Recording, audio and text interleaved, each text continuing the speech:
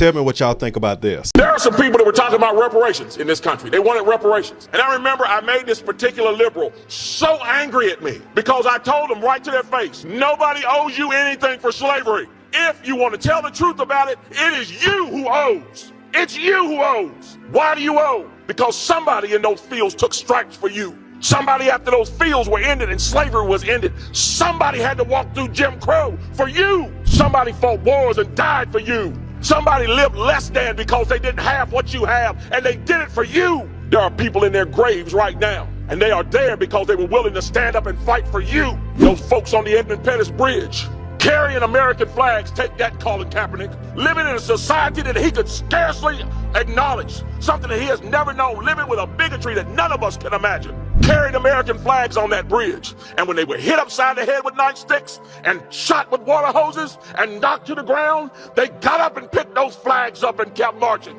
And they did it for you.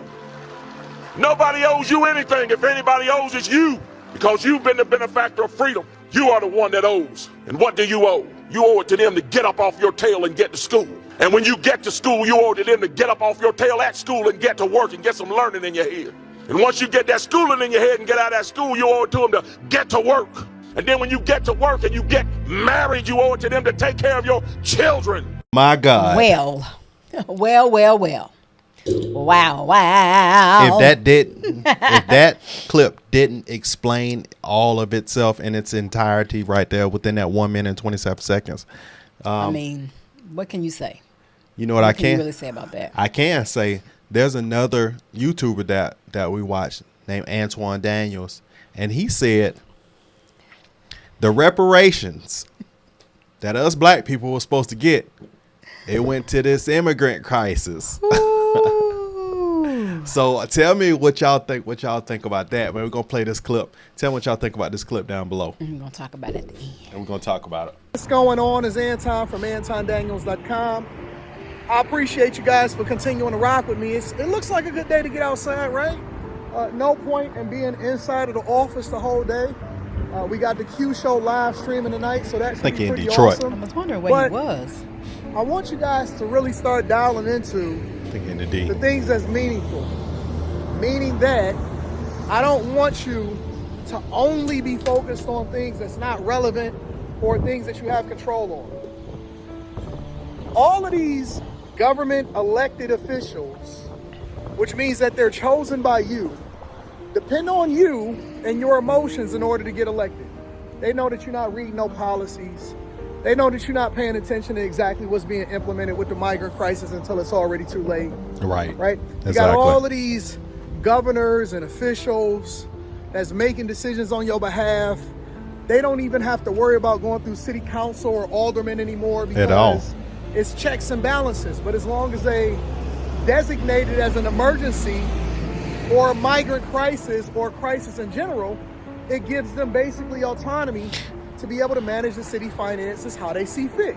Now, again, they're dependent on your emotions to control you. So, for example, I had a conversation on Yuck Mouth's platform. Shout out to Yuck Mouth TV.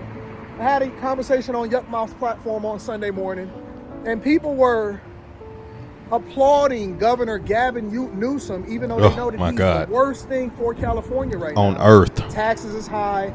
Migrant crisis is crazy. On earth. I just did a show this morning where they're basically coming in through Arizona and California now that Texas has completely shut off its borders with razor wire and everything like that. Crazy. Finding out how to get over there through TikTok. And then they're leaning on these states in order to get over to the United States of America and basically getting free rides and bus passes over into wherever it is that they want to go. Now, they asked them where they wanted to go, and they said Chicago, New York, Atlanta, Minneapolis, all of these places that basically designate themselves as sanctuary cities. And it's interesting because when I was having a conversation with Yuck Mouth and another gentleman, then one of the other gentlemen said that he supports Gavin Newsom based off of the fact that he's willing to let prisoners out of prison, right? But that's something that we can control. So go ahead, that's much of the immigrant, or many of the immigrants who have come over, have been prisoners that have been released from their jail. Yes. The jails. Yes. And that's why, have you noticed that? Now, real quick, I'm sorry, I'm ahead. going to cut you off before I forget this point. But you did. Sorry. Have they been rehabilitated? I don't think people should be in jail for life if they did not commit that type of crime. Yeah. But have they been rehabilitated? Are they going to get over here and do the right thing? You see how, did you see those clips of some of those people that were going to the train station and they just start punching people on, as they just sit and wait for the trains to just come out the blue? Bam! Old people, women, children, anybody, they would just knock them out and keep going. Were those immigrants or were those? They were immigrants. Oh, I didn't They were know immigrants. that. They were going I thought there it was some bucking. teens Because that you were doing got to think a lot of people came from bad situations and were bad people that come across. So, yeah, that's good. It's silent shit in it. Let's I thought those were teens. I didn't know those were immigrants. No, immigrants. They were immigrants that come across. Wow. But they were young, teens, but they were teen immigrants. Okay. And there was one with a school shooting that was said to be an immigrant that had recently come across. Wow. Oh, largely, we could determine whether or not we do crime and then have to pay the price for doing that crime. We can determine whether or not we put our Johnson in something that then determines whether or not you have to have an abortion. We can determine the overwhelming majority of the things that they lean on you in order to control you emotionally, but they depend on that because they know that they don't have to then petition for your vote over something that's really meaningful, like policy, like the ability to lower costs, education, social services, all of the things that would impact you on a daily basis. They don't have to worry about that because they can play on your emotions, which means for that sure. they already got your vote locked in. Yeah, locked. Think about it. All your life, especially black people, you was taught not to look at the candidate, not to look at the policy At all. not to look at what they stand for, At all. but focus more on whether or not they Democrat or Republican. Yep. Because Democrats was for the middle class and Because poor people, but Republicans was for rich people. And that was the thing, and that is 100% true, because that's the way I was growing up. It was like pretty much taught to vote. It was taught to vote not from somebody saying you only look at red or blue. It was taught to vote based on emotions, based on this is how black people are treated. This is how grow up. Look how we live. You're supposed to pick the blue side because the blue side is for the people. The red side, those are crooked, racist, rich white men. That's how they looked at it, and it was actually it's the flip. It's flipped. It's not true. It's flipped. Fabricated. Now, how do we tie all of this in, right? Because again, I'm paying attention to the migrant crisis. I've been covered on the Millionaire Morning Show every single day for over a year and a half now. Actually, it's been a little bit over a year and a half, but we've been covering it every single day. We're paying attention to all of these crooked politicians, large cities, small cities, Chicago, New York, Dalton, everywhere. Atlanta, we know what's happening with Fannie Willis. The Atlanta mayor is supporting her regardless of the fact that we just found out that a whole bunch of text messages confirmed that she was already in a relationship and that we have ethical problems with who it is that she's paying, busting it down for a real one. But then you ain't got to worry about reparations. And I've always largely been against reparations because it's almost like, I don't care. I'm not going to stake my success on the federal government giving you something that would then inflate the cost of doing business and lower the value of the dollar. Exactly. And then I'm going to see a whole bunch of Escalades that's parked on your mama's lawn just because you feel like it was owed to you.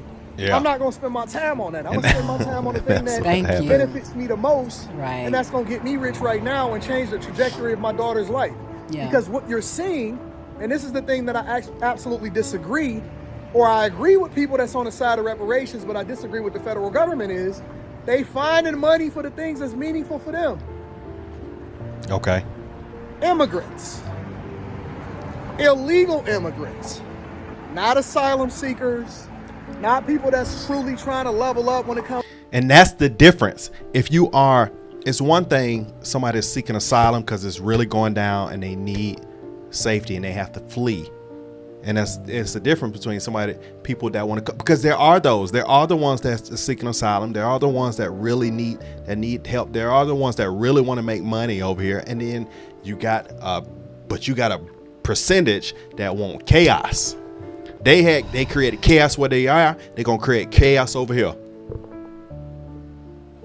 comes to their finances and resources, people that are benefiting off of the fact that we got open borders, countries have largely been rumored to be dumping their worst over here. Worst. And people are now starting to wake up now that it's too late. Right. And you got tens of millions of illegal immigrants into this country. And then these cities are spending, and the federal government is spending billions of dollars every single year in order to house them, feed them, clothe them, give them health care coverage, send them to school, the whole 9 yards, right? And then you start to ask yourself the question, well, who's getting rich as a result of this? Who's really the beneficiaries Exactly. of this migrant crisis? So that's a great question. Well, we could debate that. One thing that we know for sure is it ain't you. It certainly ain't the people that's been begging. Yeah. I ain't even saying asking. Begging for reparations. Listen, California spent more time commissioning studies of reparations than they did actually trying to do anything for you. That's crazy. Yet, they continue to allocate more money in their budget for social services that largely benefit people that don't even look like you. Chicago is commissioning studies in order to study reparations, but they're not giving you anything. Listen, we may disagree on the reparations, but the one thing that we don't disagree on is the fact that it shouldn't be going to them. So I'd rather it go to you than it go to them. It don't even have to come to me. That makes sense. I'm largely of the opinion that if you get it, you get it. You don't, you don't. I don't really care. I'm not going to depend on it. But I don't think it should go to them.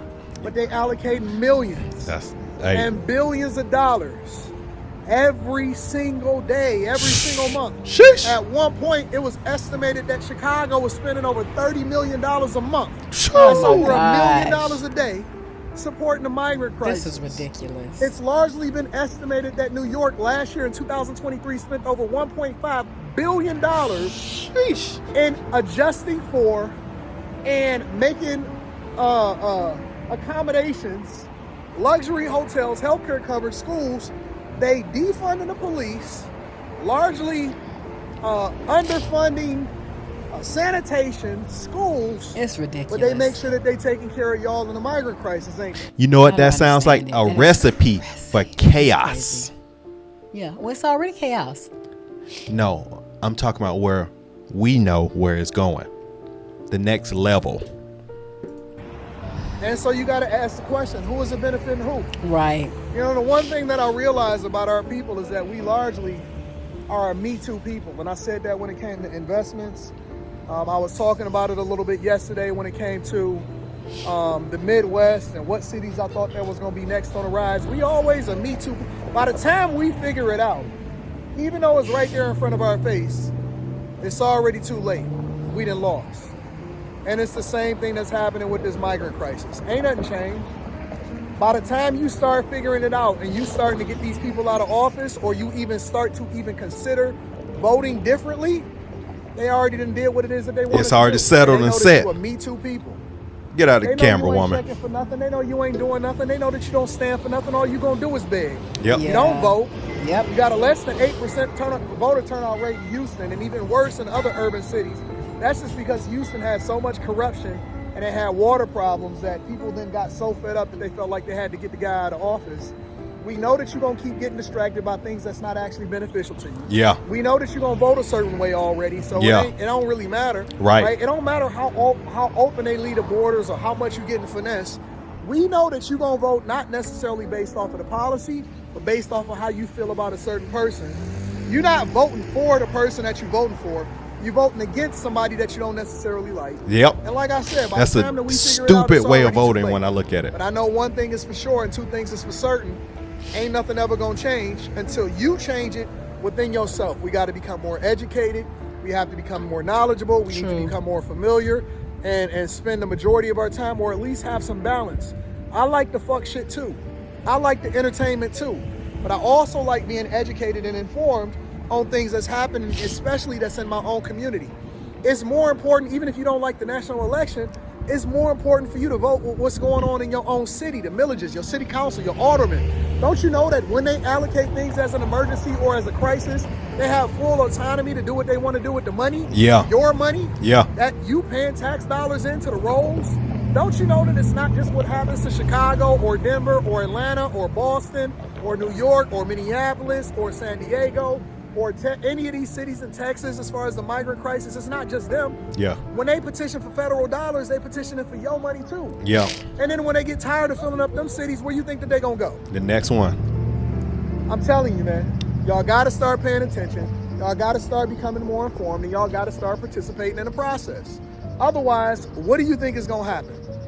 More of what we already had, and that's not beneficial for us either. Listen, I love you. I appreciate you. Thank you for continuing to tap in.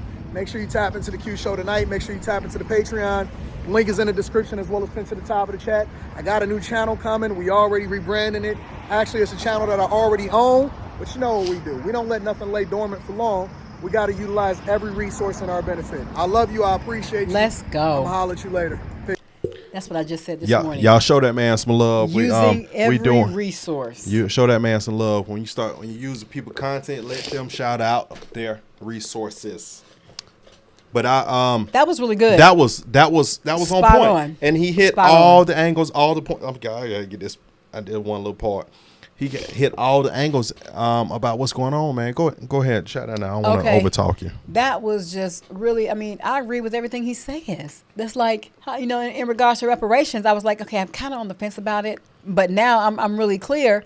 You know, if you're not a direct descendant of a slave, then I just feel like you shouldn't be sitting there. Don't worry. Don't sit there and wait on something that do you rightfully deserve. Right. Now, there's your great. They deserve That's different. it. But you, come on, you a well able-bodied person, able and willing to get out here and get the grind on.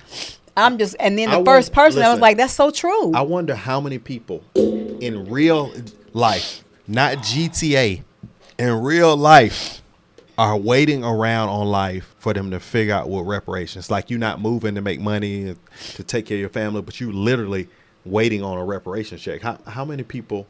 I don't know. I hope not, because that's just a sad situation to be in. One day when they get them reparations, please. I mean, come on. You have wasted your life. And like he said, when really wasted your life. They're the ones that paved the way for us, so we ought to be the ones that's grateful, paving the way for the next generation. Not sitting here, you know, hoping and praying and waiting on a check. So it's time to move forward and move on out of reparations. The people who deserve reparations, like true raw reparations, are the descendants or the closest descendant to the slave.